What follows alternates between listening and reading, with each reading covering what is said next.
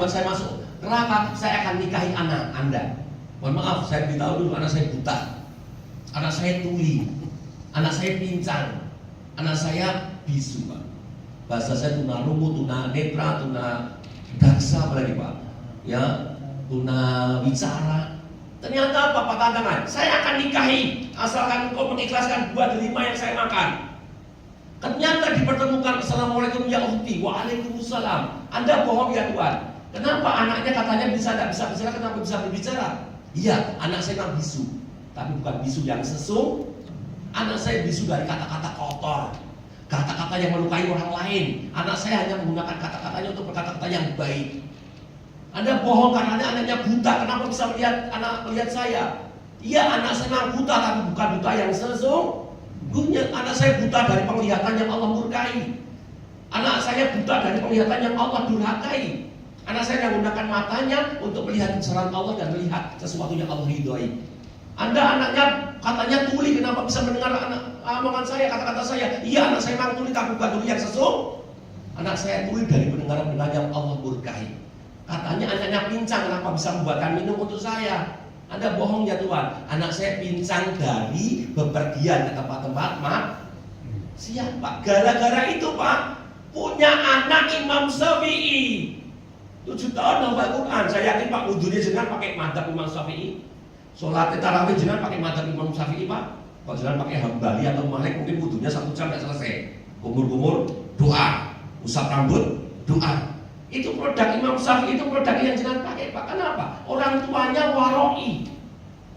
Jadi yang belum menikah Mas, besok cari gulai apa jiglo ane pelem.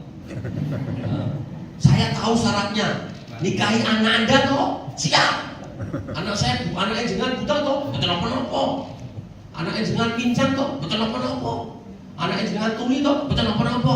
Ternyata ditemui buta tenanan, tuli tenanan ya Pak ya. Kita bisa ngundang lagi kisah itu. Sebelum saya akhiri doa Pak, mohon maaf. Puasa ini bukan hanya menahan sesuatu yang jasadiah, tapi juga bisa menjadi penahan sesuatu yang bisa merusak rohaniah kita, jiwa kita Pak. Maka salah satunya apa? Yang konsumsi jasmani kita realitanya banyak memperkenyang jasmaninya dengan mengesampingkan rasa lapar rohani. Teng rumah sakit saya tantang Pak, rumah dokter-dokter itu. Jenengan itu dokter jasmani atau dokter rohani Pak dokter, Pak Direktur. CIH itu punya direktur namanya dokter Didit, terkenal sekali Pak. Jenengan dokter jasmani atau rohani Pak dokter, Pak Direktur. Saya dokter jasmani Pak. Dokter rohaninya siapa? Saya guru agama, dosen agama, saya bisa jadi dokter rohani. Belum tentu Pak dokter-dokter yang jasmani itu menjadi dokter yang roh. Kenapa? Penyakit rohani lebih fatal Pak, lebih parah Pak, lebih susah mengobatinya.